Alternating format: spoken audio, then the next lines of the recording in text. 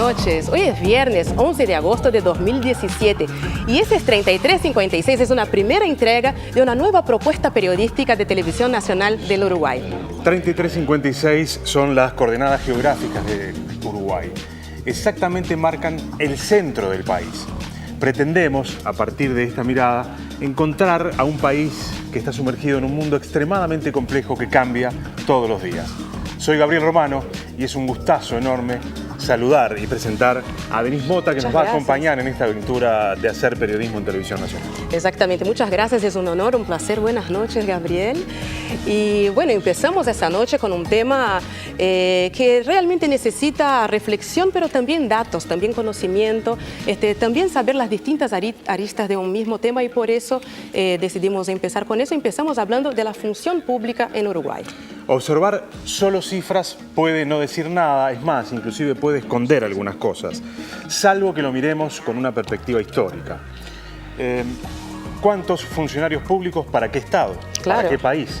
¿Qué país teníamos hace 10, 15, 20 años y qué país tenemos hoy? Claro, ¿con qué efectividad, no? Exactamente. Trabajar para el Estado ha sido históricamente algo bien visto en el Uruguay, y así lo demuestran cerca de 400.000 personas que cada vez en los últimos años se han presentado, cada vez que en el Estado se han abierto oportunidades para ingresar en él. Vamos a ver un informe que está dividido en dos partes. En dos partes, sí. Vemos la primera, venimos, les contamos algunas cosas y seguimos adelante.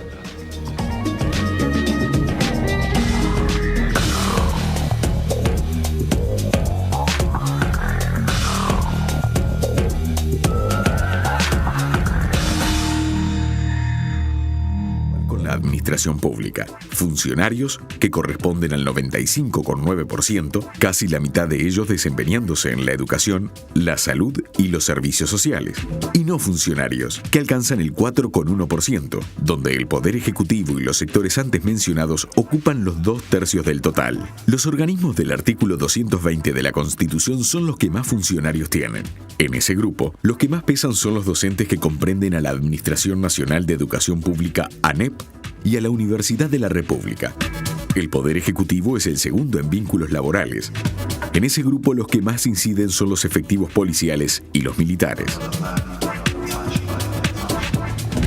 Ese afán por un cargo en el Estado, como decía Gabriel, que llega a ser seductor, ha sido moneda de cambio, y no solo en Uruguay, pero en otras partes del mundo, de los sucesivos gobernantes para asegurarse votos. Y pese a la normativa vigente, el abuso de la discrecionalidad redundó con el paso de los años en el colapso del sistema, en donde se cuestiona también la eficacia, la necesidad de estos empleados, si son realmente tan necesarios los servicios que prestan, y sobre eso vamos a hablar un poco, ¿no? Si no se hace una carga cada vez más pesada para el presupuesto público. Y sobre todo por este último aspecto que marca Denise, en los últimos años el debate se ha centrado en la llamada madre de las reformas, la reforma del Estado.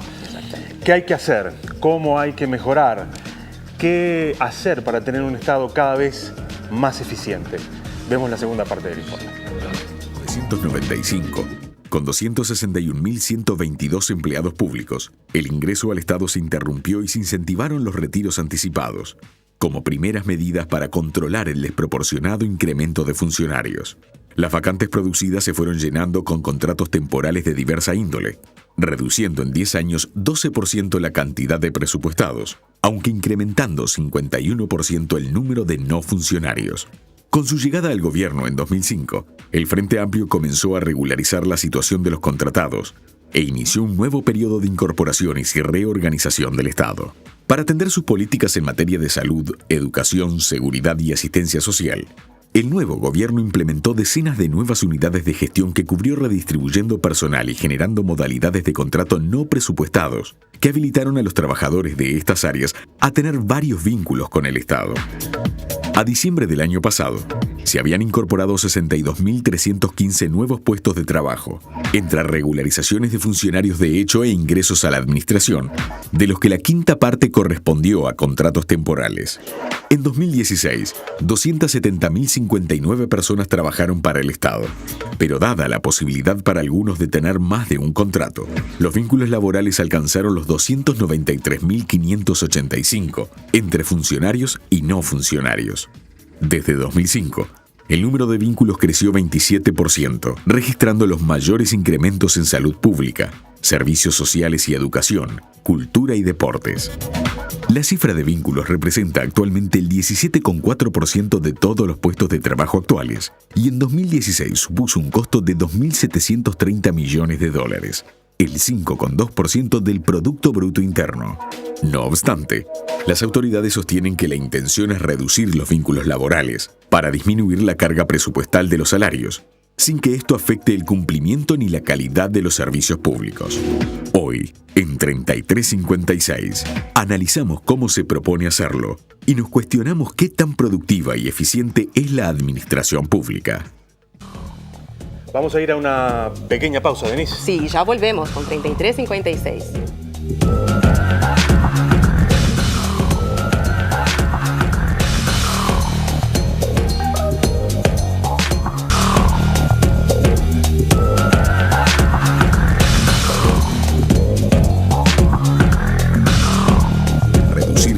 Laborales para disminuir la carga presupuestal de los salarios, sin que esto afecte el cumplimiento ni la calidad de los servicios públicos. Hoy, en 3356, analizamos cómo se propone hacerlo y nos cuestionamos qué tan productiva y eficiente es la administración pública. Señores, estamos en vivo, son las 10 de la noche y 12 minutos. Denise. Ahí vamos. Mira, para hablar, empezar hablando, ¿no?, sobre la relación óptima entre cantidad y calidad de la función pública, recibimos a Alejandro Milanesi, que es docente del Instituto de Ciencia Política de la Facultad de Ciencias Sociales de la UDELAR y especialista en reforma del Estado y gestión pública. Alejandro es licenciado en Ciencia Política por la Universidad de la República y máster en Políticas Públicas por la Victoria University of Wellington de la Nueva Zelanda. Buenas noches. Muchas gracias. ¿Estamos correctos? ¿Es todo eso, Alejandro? Todo eso, sí, sí. Lo primero que quisiéramos preguntarte es lo que la gente suele hablar en la calle. ¿El Estado uruguayo está gordo? ¿Cómo se mide eso? Bueno, el Estado uruguayo está gordo, sí, es verdad, es parte de las discusiones. Claro. Hay muchos funcionarios públicos, nos sobran funcionarios públicos, incluso todo el mundo tiene alguna anécdota de alguna oficina donde fue y hay muchos funcionarios. Sobre si el Estado está gordo o no, yo diría que la mejor respuesta es no sabemos realmente. Es decir, posiblemente en algunas áreas sobren funcionarios y también es muy posible que en otras áreas nos estén todavía faltando funcionarios. Dar la discusión en el vacío del número, si somos muchos o pocos, los funcionarios, digamos, me tomo como docente también, en el vacío es muy difícil. Lo que deberíamos pensar o reflexionar mucho más es ¿para qué son esos funcionarios, ¿no? ¿Para qué los queremos? ¿Y qué es lo que estamos obteniendo, digamos, de estos funcionarios, ¿no? Tenemos todavía seguramente muchas dificultades en términos de evaluación de funcionarios, de poder entender un poco más cuáles son, si se quiere, los productos, los resultados que estamos obteniendo por cada uno de los funcionarios. Y eso tiene que ver, sin duda, con la discusión sobre la reforma del Estado, la madre de todas las reformas, como se mencionó. Cuando decíamos al comienzo también, observar solo los números sin tener una perspectiva sobre ellos puede inclusive esconder cosas, no solo está diciendo cosas por la mitad, sino que inclusive esconde cosas. ¿Qué Estado teníamos hace 10, 15 años atrás? ¿Qué Estado tenemos hoy? ¿Qué servicios brindamos? Y por lo tanto, el número en sí, lo que aparecía en el informe, 290 y pico de mil funcionarios públicos, puede no llegar a decir nada. Ha cambiado el Estado en el Uruguay. Sí. Y se entienden algunas de las cosas que llevaron a que hoy los funcionarios sean inclusive algunos más. Sin duda, digamos, el número en aumento de funcionarios públicos tiene en gran medida que ver con el aumento del gasto público social, ¿no? El informe lo mencionaba, buena parte de estos nuevos ingresos están en el sistema educativo, en la ANEP, en la Universidad de la República, están en el sistema de salud. Eso en última instancia refleja un Estado que tiene más capacidad de proveer servicios sociales que lo hacía antes, que está más presente a lo largo y ancho del país que lo hacía antes. Entonces, ese número tiene que ver con un Estado que sin duda es menos, no sé si es gordo, pero es menos flaco que el anterior, y que sí tiene más capacidad de proveer políticas públicas que en el pasado. Una cosa que también siempre se habla mucho es la comparación con otros países, que también es otro número que hay que tener un poco de cuidado para evaluar, o sea, de qué países estamos hablando. Uruguay, con la población que tiene, en realidad, la realidad que tiene, los servicios que provee, ¿Hay una paramétrica, hay un algoritmo, hay algo que pueda decir, bueno, estamos bien, por más que estemos un poco por encima del promedio de América Latina, pero estamos mal en comparación con... ¿Cómo es eso? ¿Sirve comparar con otros países? Sin duda que sirve comparar, y eso es un dato muy interesante. Es decir, Uruguay está por encima del promedio de América Latina en términos de cantidad de funcionarios públicos, tanto como porcentaje del empleo total como de la población económica activa. Sin embargo, está por debajo de nuestros vecinos más cercanos, ¿no? De Argentina y Brasil. El dato curioso, si se quiere, es que sí estamos muy por debajo del promedio de los países más desarrollados, ¿no? De los países de la OCDE, que es este conjunto de países más ricos, si se quiere, donde el porcentaje de funcionarios públicos supera el 20%, mientras que en Uruguay, según las mediciones, está entre el 15 o el 17%. Entonces, también comparar con otros nos da esa perspectiva de dónde estamos y cuál es el parámetro real del cual deberíamos mirar esos datos, ¿no? Uno de los asuntos que también siempre aparecen en la discusión, cuando esta discusión se pone arriba de la mesa, es lo que el Estado gasta en materia salarial en los trabajadores públicos. Y lo primero que inmediatamente hay que reflexionar en torno a eso es todos los servicios, o la gran mayoría de los servicios públicos que el Estado brinda, son altamente demandantes de mano de obra. Es por allí que se explica parte de esta realidad. Sin duda, buena parte de los servicios sociales, típicamente la salud, la educación y también la seguridad, son sumamente intensivos en mano de obra, ¿no? Entonces eso hace que el gasto en salarios, en el famoso rubro cero, aumente, sin duda. Eso es indudablemente. Las estrategias de reducir funcionarios públicos para reducir el déficit fiscal, a su vez, tienen sentido hasta cierto punto. Es decir, uno no puede hacer recortes rápidos o masivos de funcionarios públicos para hacerse caja, ¿no? Siempre son de alguna forma reducciones, digamos, de a poco, pausadas. Uno no hace grandes reducciones de funcionarios públicos. Entonces, pero además tiene sentido hacer una reforma del Estado disminuyendo la cantidad de trabajadores con un espíritu estrictamente fiscalista. En mi opinión, no. Es decir, podríamos, en todo caso, si bien puede llegar a ser deseable y eventualmente hay que analizar caso a caso, agencia por agencia, dónde nos están sobrando funcionarios públicos, que el único criterio, que el criterio principal sea el tema del gasto, del déficit fiscal, es por lo menos discutible o puede ser hasta peligroso, porque la contracara a eso es que podemos estar perdiendo capacidades, ¿no? Podemos estar perdiendo funcionarios públicos que son estratégicos, que son claves, que cumplen funciones muy importantes para el Estado, con lo cual justamente este tipo de políticas, si se hacen sin el suficiente diagnóstico, podríamos estar cayendo en algunos errores serios. Y en ese caso, ¿no? La productividad es una variable que se puede medir en determinada medida, ¿no? ¿Cómo es la situación de Uruguay hoy? ¿Cómo se podría medir productividad? Bueno, medir productividad es muy difícil, tanto en el sector público como en el sector privado. ¿Cómo nos podemos acercar, sí, a medir productividad? Y bueno, tenemos que sin duda mejorar la calidad de la evaluación de los funcionarios, ¿no? Poder asociar objetivos con metas, poder identificar cuáles son las metas que le vamos a pedir a cada uno de estos funcionarios. Y tanto a nivel individual como a nivel colectivo, porque eso es también importante. No siempre es el funcionario como persona, a veces es la oficina en la cual el funcionario está trabajando. Muchas veces es un esfuerzo colectivo alcanzar un determinado resultado. Entonces, tenemos que superar esa idea de las evaluaciones que son simbólicas de alguna forma, que llegan a fin de año, en donde el funcionario más o menos es evaluado para que se renueve el proceso, el contrato y siga adelante. Tener evaluaciones significativas, ¿no? Que empujen al funcionario y de vuelta a su oficina a hacer mejor el trabajo que les toca hacer a cada uno. Pensando en lo que pasó en algún periodo del país, donde, porque ya la situación en ese momento se entendió que lo meritaba, se restringió el acceso de trabajadores a la función pública. ¿Qué pasó en ese caso? Porque uno podría decir, bueno, los números dicen, como lo veíamos en el informe, que bajaron en ese momento el número de funcionarios públicos, pero en realidad allí se generó una realidad paralela que terminó construyendo problemas posteriormente, ¿no?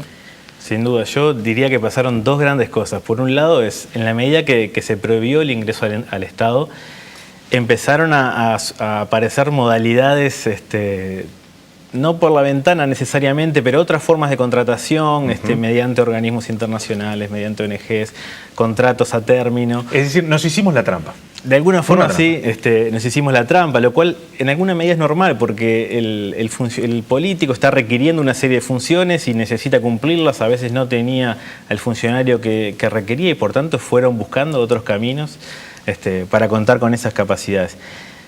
Lo segundo es que se perdieron algunas capacidades, es decir, Esto es interesante y esto no se ha evaluado lo suficientemente o al menos no se ha discutido lo suficientemente, ¿no? Claro, porque la lógica del retiro anticipado tiene esto de que ¿quién es el que se acoge a un retiro anticipado? Bueno, aquel que puede hacerlo bien en el sector privado, ¿no? Si yo tengo pocas capacidades, probablemente no me anima a irme del sector público aún cuando pueda recibir en el corto plazo un resarcimiento. Porque sé que se me va a hacer mucho más difícil. Pero aquel que de repente sí tenía las capacidades y puede ser exitoso en el sector privado, sí se fue. Y ahí el Estado terminó desacumulando de alguna manera. Sí, por hablar de capacidad, ahora estaba pensando una cosa, el avance de la tecnología también es un desafío porque, por ejemplo, ahora hacemos trámites electrónicos desde casa y obviamente que hay menos necesidad de empleados para hacer estos trámites. También hay un nuevo empleo apareciendo, ¿no? Un nuevo empleo público con gente más capacitada. Eso también no es un camino natural para que de alguna forma se adelgace el Estado, no es una fuerza que ayuda a eso. Sí, por supuesto, digamos, el ejemplo de las cámaras, ¿no? Claro. Las cámaras para el control de tránsito. Uno ya no requiere la misma cantidad de inspectores en cada esquina, sino que con un conjunto de cámaras eso vale por una gran cantidad de inspectores. Sí, la tecnología es una de las formas en la que posiblemente haga que se requieran menos puestos de trabajo en el sector público. También se van a requerir algunos nuevos, digamos. Hoy las oficinas públicas, los ministerios, los entes autónomos, están llenos de un funcionario que antes no existía, que es el informático, ¿no? Hay divisiones de informática muy grandes, muy potentes, que quizás hace 15 años no existían. Entonces, bueno, hay organizaciones dentro del Estado que funcionan en el marco de la construcción de esta nueva realidad, que hace 20 años no existían, obviamente. Sí, todas las agencias asociadas al gobierno electrónico, GESIC. También cambia el perfil del empleado público, ¿no? Se va modificando, claramente. Después, y brevemente, porque nos estamos quedando sin tiempo, hay como mitos construidos en torno a este tema. El promedio de lo que gana un funcionario público, de lo que gana un funcionario privado, un trabajador privado, es algo más alto. Eso ¿lo podemos, está consolidado ese dato? Es así en algunos rangos, digamos. Un funcionario público que cumple una tarea, si se quiere, de rango medio, gana en promedio más alto que en el sector privado. Luego, por supuesto, en el sector privado las gerencias, los cargos de alta conducción están por encima. Ese es un problema, del sector público. Es un problema para el sector público para competir. Y porque además se va mucha capacidad al sector privado. Claro, y eso obliga, en el caso que les ponía, a los informáticos a tener que llevarlo a salarios de lo que el sector privado paga, ¿no?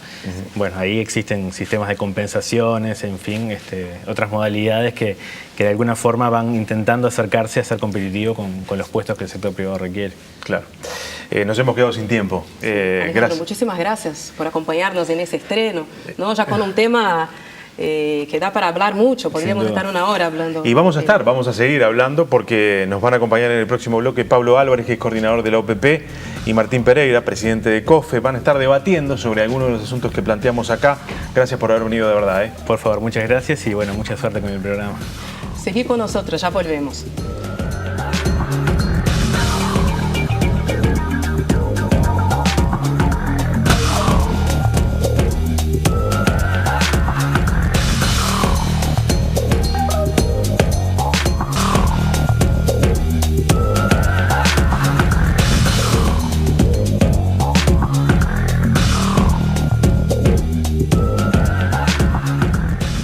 Seguimos con 3356 en esa primera entrega que es sobre la función pública. Bueno, recibimos a Alejandro Milanese, que nos ayudó a bajar un poco a tierra algunas de las cuestiones que uno escucha en la calle y de repente se embarca en estos debates y con Alejandro pudimos entender que no es tan sencillo analizar esta cuestión. Son las 10:29 de la noche en una Montevideo que ahora parecería que paró de llover, pero acá el debate sigue.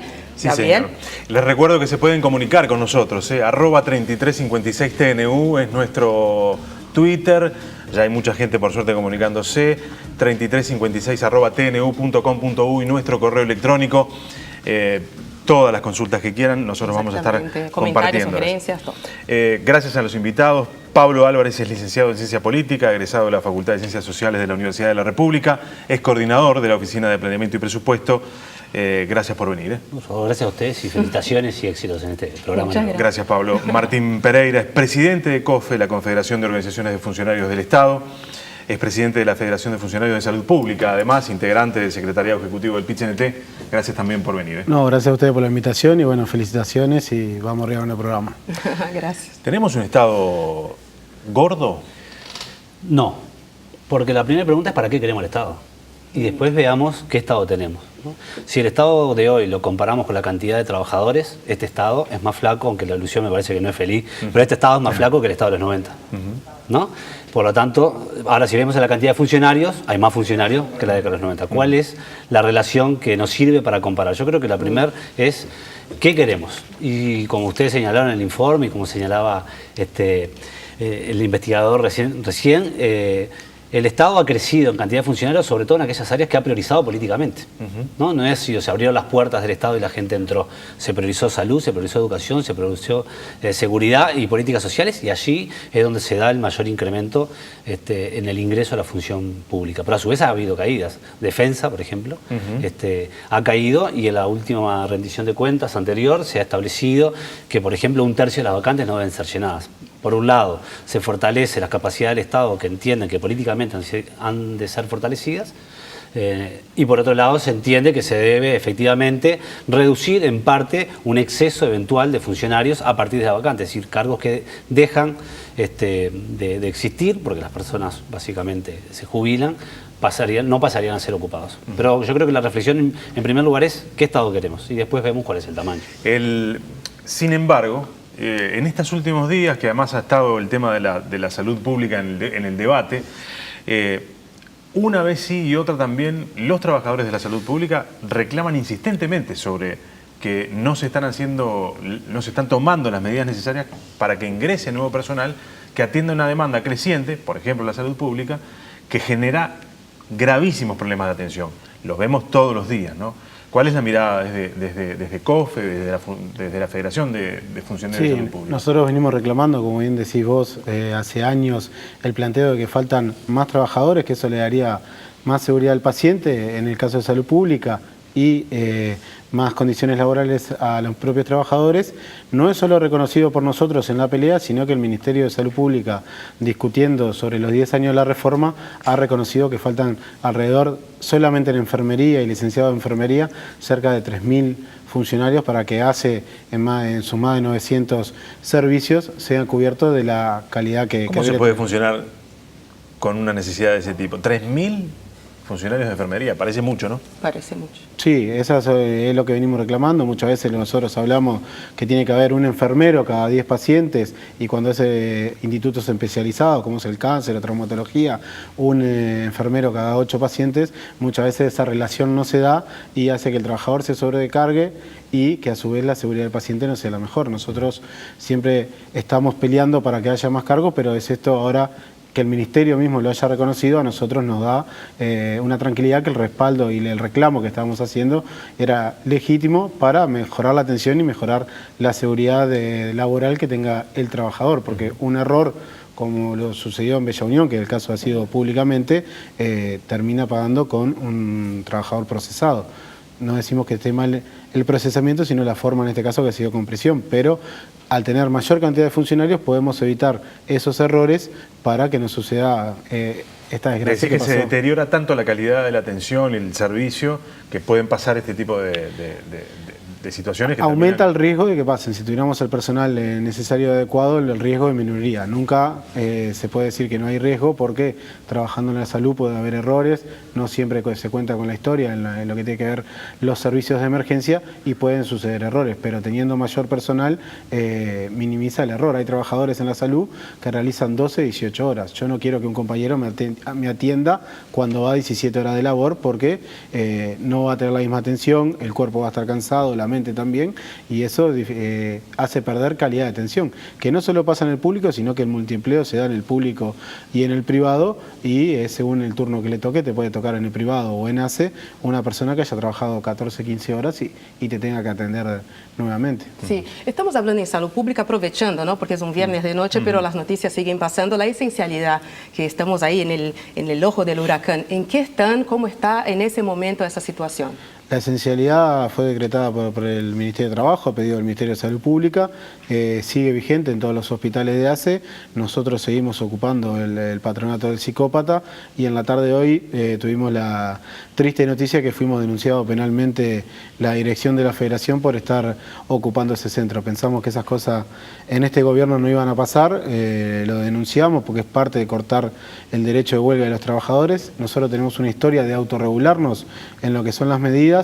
Así lo decían los informes que tuvieron, por ejemplo, en Ciudad de la Costa, que estuvimos ocupando y estaba la puerta de emergencia. Fue el Ministerio de Salud Pública en 2 ocasiones el mismo día y constató que estaba funcionando normalmente. Sí se había afectado la atención en policlínica, pero lo que es esencial para los trabajadores de la salud siempre lo cubrimos, y lo que decimos que un día de ocupación, un día de paro, muchas veces cuando estamos en un centro se atiende mejor porque hay apoyo de otros trabajadores de otros centros para que la ocupación esté todo bien y que no haya inconvenientes. Pero bueno, es parte de lo que tenemos que discutir y vamos a seguir discutiendo. Hemos tenido contactos con el Ejecutivo para que se lleve una propuesta, y cuando se mejore el salario de los trabajadores de ACE, cuando ingrese más personal, eso va a terminar beneficiando al usuario, que es nuestro fin cuando estamos trabajando en la salud. Pablo, una nueva esencialidad en un gobierno de izquierda. Parecía una cosa lejana esto. Creo que yo me ha tocado participar y participo por OPP en un espacio de negociación, y esto ha estado planteado de forma permanente. La necesidad de la autorregulación lo ha planteado los trabajadores y me parece que es importante. Yo entiendo que en casos en que las autoridades entienden que hay un servicio que puede poner en riesgo, como lo decía recién Martín, una mala atención de la salud pública puede tener un desenlace fatal. Creo que la administración lo que intenta hacer es asumir las responsabilidades pero lo tenía sin medidas, ¿no? Porque en Bella Unión no había medidas y hubo una serie de cuestiones que terminan desencadenando la situación. Es decir, ingresaron 500.000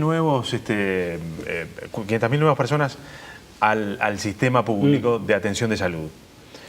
No creció en la misma dimensión la cantidad de trabajadores. Es decir, el riesgo está permanentemente sin medidas de conflicto, ¿no? Bueno, ni que hablar. Lo que pasa es que se entiende que cuando hay una medida hay funciones que se deberían dejar de hacer, y eso es el compromiso que tienen los trabajadores cuando asumen este tipo de situaciones. Yo creo que el derecho de huelga en Uruguay es ampliamente reconocido y ampliamente, sin duda, defendido por los trabajadores y también por esta administración, y las autoridades, en este caso de salud pública, han entendido que era pertinente. No soy un experto en el tema de salud. Creo que con el tema de reforma del Estado discutir esto nos lleva a discutir algo muy de coyuntura y perder justamente lo que ustedes decían al principio, y es cómo hacemos para mirar la cancha grande, porque es muy fácil perderse cuando discutimos el Estado. Yo creo que el primer laberinto sin salida es esperar una ley que lo resuelva.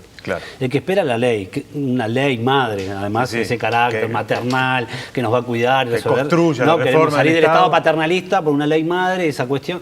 No va a existir. Yo no creo que exista una ley que pueda resolverlo. Son muchas leyes y hay que tener un criterio claro hacia dónde. Yo creo, por ejemplo, la reforma tributaria es una gran ley de reforma del Estado. No cabe ningún tipo de duda. Porque el Estado, entre otras cosas, necesita fondos y tiene que ir a recaudarlo. ¿Cuánto recauda? Es fundamental. ¿Cómo lo recauda? También. Entonces, yo creo que si esperamos una ley que resuelva, es una espera vana, y además yo creo que malintencionada, porque no va a llegar nunca. Por otro lado, el Estado tiene cometidos a cumplir, y eso también es una discusión. Quien entienda que el Estado no debe garantizar servicios de salud pública, como puede haber alguien que entienda, no, señores, no, yo me atiendo a la salud pública, entiende que todos esos ingresos que salud pública y los funcionarios están pidiendo no son necesarios. Ahora, esta administración entiende, como se ha señalado, que debe mejorar la atención, y para mejorar la atención necesita calificación de sus trabajadores, buenas condiciones de trabajo y más funcionarios en áreas estratégicas. Ese es un debate también político. Hay actores de este país que entienden que eso no debe ser. Cuando se exige mayor resultados educativos, Y entendemos que para tener mayores resultados educativos tiene que haber mejores condiciones de trabajo para los docentes, además de mejor calificación, tenemos que reducir el número de estudiantes por aula. La única forma de reducir el número de estudiantes por aula sin cambiar el número de estudiantes es poner más maestros. Más maestros. Entonces, y más docentes. Es muy fácil enredarse y cobrar el voleo en una discusión grande como esta. Yo tengo un juego un intelectual y es, ¿somos capaces de pensar un Estado de base cero? Si tenemos que empezar de cero el Estado. Porque cuando vamos a armar el gasto público tenemos el 70% comprometido. Claro. ¿No? Entre salarios, compromisos de materia de políticas sociales, transferencia al BPS. Es muy difícil decirle a alguien... Muy poco lo que se puede tocar. Lo que se puede tocar. Ahora, tenemos que discutirlo y ahí implica ese Estado que uno quiere y ahí implicarán discusiones que son importantes para este país. Sin duda, el papel del Estado como Estado empresario, el papel del Estado como proveedor de servicios públicos, el papel del Estado y la seguridad, la defensa. Esa yo creo que es una discusión. Cuando empezamos con otras discusiones más pequeñas nos embarramos muy fácil. Por eso yo digo, el número de funcionarios depende para lo que yo quiera hacer. Y lo otro, para de alguna forma terminar esta parte, tiene que ver, creo que el docente recién tenía un texto escrito, algo así como, ¿no? ¿Qué culpa tiene el portero del Banco República, uno de los bancos, ¿no? Y es algo común siempre generar o generalizar una imagen con la peor imagen que uno puede construir y se olvida todo el resto, ¿no? Entonces, yo creo que la salud pública en este caso ha mejorado mucho, ¿no? Por ejemplo, yo me atiendo en el Maciel y voy al Maciel y la verdad que da placer cuando uno entra ahí porque lo comparo donde me atendía hace 15 años y efectivamente ha cambiado. Entonces, lo primero es la calidad del servicio, es la calidad de la persona que da el servicio, claro, ¿no? Porque atrás de una máquina hay una persona. Cuando vamos a ver los trámites, cuando la gente dice, no, los funcionarios, mucha burocracia, hoy tenemos una cantidad de trámites en línea y el gobierno espera llegar a casi al 100% de los trámites en línea para que la gente los pueda hacer a través del nivel de conectividad que tiene Uruguay, porque tener los trámites en línea, no tener computadora o internet en tu casa también sería incorrecto planteárselo. Entonces, yo creo que el desafío está en pensar eso. Yo creo que se necesita mayor calificación, sin ningún tipo de duda. Tenemos un conflicto con el mercado laboral, se señalaba recién. Los sectores de mayor calificación y de nivel de responsabilidad a nivel de gerencia del Estado, evidentemente, se paga menos que en el otro. Migran al sector privado. Por lo tanto, yo tengo que entender también que tengo un trabajador que está comprometido con su tarea. No tengo que pensar que solamente es un trabajador que en el sector privado no compite. También tengo que pensar que es un trabajador que se queda en el sector público porque está comprometido con el servicio que quiere brindar. Entonces yo creo que esa reflexión, los felicito a ustedes de verdad por asumir este tema, porque es un tema difícil de caer en el chusmerío del debate. Sí. Una pregunta que quisiera hacer, ¿no? Que estaba pensando. Igual el gobierno está implementando tipo botones de alarma, ¿no? Hay un control que se está empezando a hacer desde la UPP, ¿no es eso? O sea, cada departamento, si necesita un empleado, tiene que explicar por qué. Me gustaría que explicitaras un poco más cómo se están haciendo estos controles. Hay un conjunto de innovaciones. ¿Y cuándo va a haber un primer balance de lo que ustedes están haciendo? Hay un conjunto de innovaciones. Uno son los compromisos de gestión, hay diferentes compromisos de gestión, de un funcionario con su jerarca, de un conjunto de una unidad operativa con un jerarca, entre trabajadores o entre organismos, que tienen que ver con, discutamos cuáles son objetivos que nos planteamos y a partir de eso también está asociada una remuneración, ¿no? Porque esa es la discusión, siempre también gira a partir de la remuneración. Yo creo que eso es muy bueno y creo que hay 40 o 41 compromisos de gestión, que también es una herramienta que se va mejorando y la capacidad de seguimiento y será para extendiendo, el Estado. ¿no? Y sería extendiendo, pero también hay que tener capacidad de análisis en el propio Estado. Se señalaba recién la evaluación. No solamente la evaluación de los funcionarios, que yo creo que es un instrumento que se necesita mejorar, sin ningún tipo de duda, porque a veces corremos el riesgo de que sea por la galería, ¿no? O sea, más o menos se viene histórico con una tendencia de evaluación y a veces es muy costoso políticamente, quizás para un responsable asumir una estrategia de evaluación más rígida, entonces a veces se mantiene y eso a la larga termina perjudicando porque estás desechando un instrumento que es muy bueno. Pero por otro lado tenemos que tener evaluaciones de las políticas, ¿no? Hoy se está comenzando a trabajar sobre el nivel de ausentismo, porque este es el otro, ¿no? Al Estado, al público falta, pero al privado va. Yo qué sé, vamos a ver eso es una máxima que... Hay instituciones que... Al revés. Es al revés, se van, y el control nosotros lo exigimos porque cuando decimos y reclamamos mejores condiciones, también los trabajadores que cumplen y están, esa figura que se quiere poner muchas veces del empleado público, sí, esperá que te atiendo, claro, ahí, el gazalla haciendo del empleado público, hay trabajadores que todos los días, no en buenas condiciones, van y trabajan, cumplen su horario, y tenés el otro trabajador, que a ese trabajador el movimiento sindical no lo quiere defender y quiere que haya evaluaciones, pero que no sean garantizadas por si me llevaba bien con el jefe o que queden libradas al jefe de turno, sino que haya procesos de identificación y que los buenos trabajadores sean realmente los que estén y que tengan las condiciones, y el que es el malo trabajador, porque acá no va a decir que son todos buenos, tiene su proceso disciplinario y hay destituciones todos los meses de trabajadores públicos. Se ha creado la idea, y muchas veces, no tanto este periodo de gobierno, pero el anterior periodo, el presidente mismo tenía una campaña contra los trabajadores públicos, que creo que hay servicios que son esenciales dentro del Estado y todos tienen que comprender cuál es el trabajo, ¿no? Desde COFE se pensó en hacer una campaña, mostrar cuál es el trabajo y a nivel internacional que el trabajo nuestro es el derecho de la población a acceder a políticas públicas que tienen que ser en territorio y en los propios ministerios. Pero ¿cuál es el aporte de los trabajadores al debate de fondo, ¿no? A veces... Y digo a veces por no decir casi siempre, en los debates vinculados a los temas vinculados al trabajo y al mundo de lo público, aparece como en un primerísimo lugar del foco de atención lo salarial. ¿No? Siempre, cuando discutimos, parece estar siempre en primer foco el tema salarial. ¿Cuál es el aporte para ir en el otro sentido, en el sentido de qué trabajadores necesita este país para cumplir las funciones que este Estado ha entendido que tiene que dar? Claro, ahí, como decía Pablo, hay que buscar para qué queremos cada cosa dentro del Estado y ver eso. Siempre aparece lo salarial, es un reclamo legítimo que tenemos los sindicatos a pelear por salario. También muchas veces hemos reclamado espacios cuando se hablaba de la madre de la reforma del Estado, que tuvo mucha publicidad en general y no tanto como en la reforma tributaria o en la misma reforma de la salud, que creemos que, y los trabajadores la defendimos, la reforma de la salud, no se han mostrado en esos avances y los trabajos que se hace. En lo salarial muchas veces, te pongo el caso de ACE, nosotros no es algo que por corporativamente el sindicato dice queremos más salario, más salario, más salario. El problema es que se ha cambiado la población eso de hay un llamado público y se anotan, hay desesperación por entrar. Hoy en ACE hay llamados que no quedan cubiertos, que es porque nosotros tendemos a que haya un laudo único del trabajador de la salud que gane lo mismo, yo trabajo en el Maciel o trabajo en la Española. Claro. Para que se acabe esa regla de mercado que se da más que nada en el interior del país, que la mutualista privada pregunta, ¿usted cuánto gana en el público? 50. Acá gana 100, le vamos a pagar 200. Y usted no trabaja en el público. Y el público le tiene que comprar ese servicio. Eso es también discutir el gasto del Estado, que muchas veces se termina yendo para otros lados, que podría mejorar los servicios del Estado y tener un servicio a la población de calidad y tener también la discusión de los trabajadores. Muchas veces esta discusión, como vos decís, saquemos lo salarial y lo reivindicativo y discutamos qué Estado queremos. Muchas veces no tenemos los ámbitos, porque los ámbitos de negociación se dan o en conflicto o en rendiciones de cuenta que en 10 días tenemos que negociar lo que los privados negocian en 6 meses. ¿No hay ámbitos, Pablo?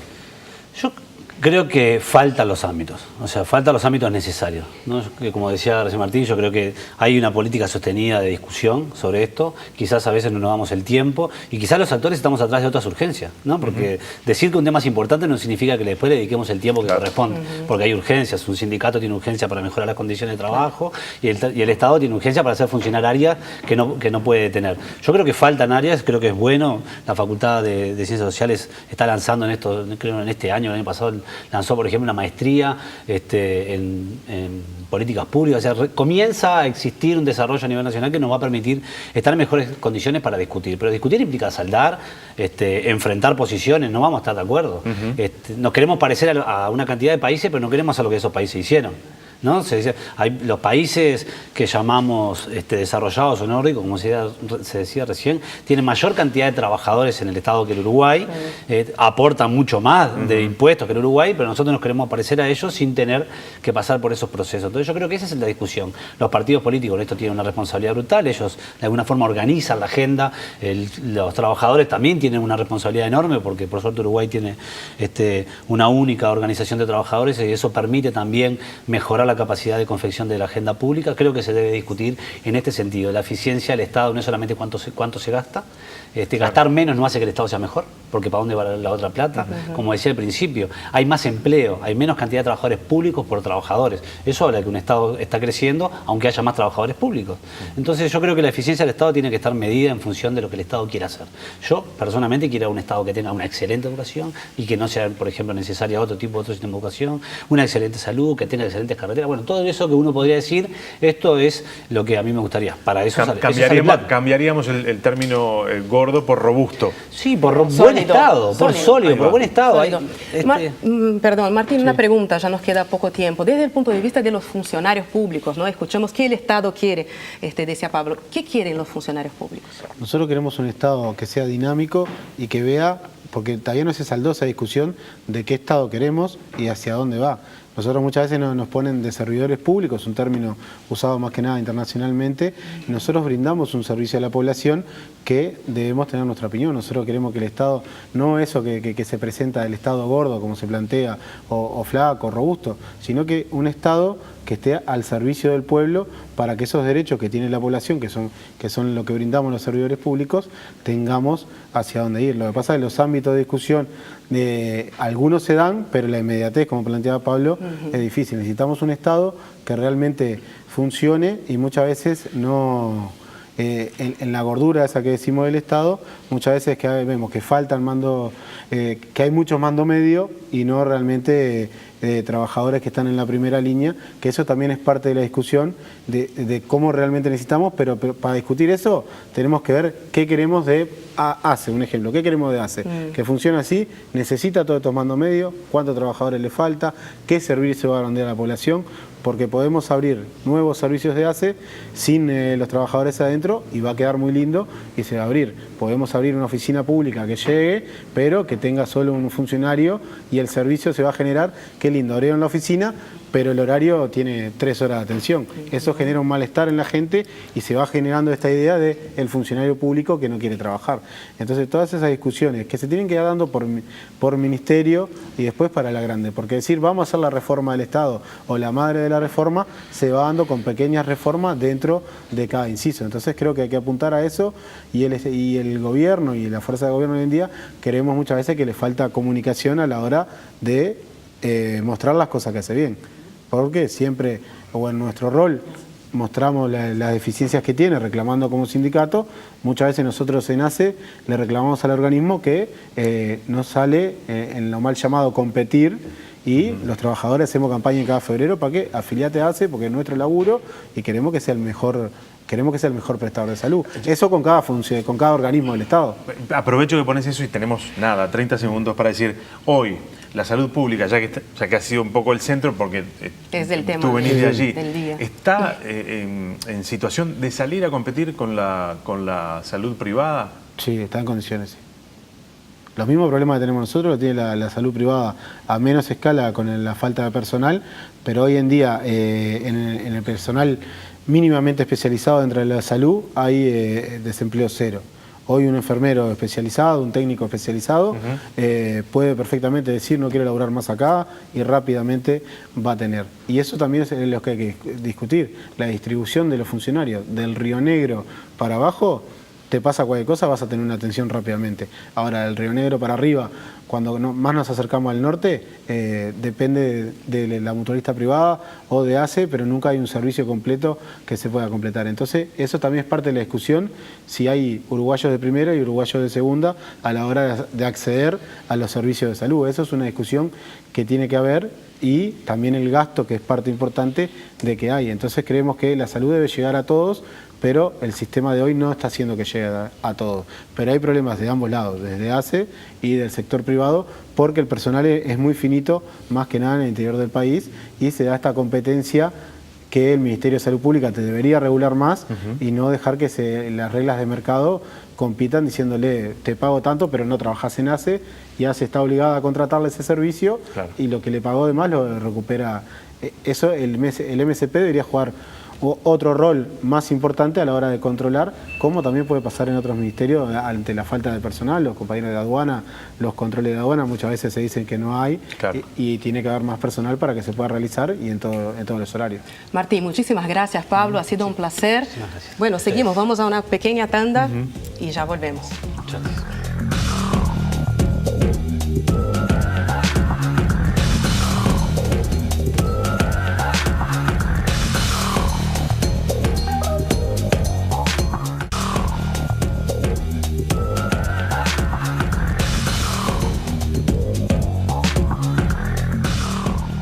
Señores, se nos va el viernes y se nos va el programa. Vamos a hacer un repaso de algunas de las cosas que pasaron esta semana en el país. ¿Te parece, Denise? Sí, titulares para saber dónde estamos parados. Exactamente. El tema estuvo presente esta noche. El gobierno decretó la esencialidad en la salud pública ante las ocupaciones de hospitales públicos. En el marco de los reclamos de la Federación de Funcionarios, el PIT-CNT consideró la decisión como un abuso de poder y anuncia más movilizaciones. Y se votó la rendición de cuentas en diputados con la aprobación del polémico artículo 15 que da discrecionalidad al gobierno para diferir el pago de sus adeudos. El diputado colorado Fernando Amado fue el definitorio voto 50. Se terminó el diálogo en Venezuela. Uruguay apoyó la moción mayoritaria del Mercosur para suspender políticamente al país, que quedó aislado de la región. La decisión del gobierno generó cuestionamientos dentro del propio Frente Amplio.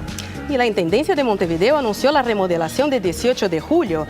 El proyecto pretende eliminar la circulación de autos particulares, crear una ciclovía, ensanchar las veredas y solo permitir ómnibus eléctricos. También anunció la construcción de un túnel bajo Avenida Italia para descomprimir el tránsito.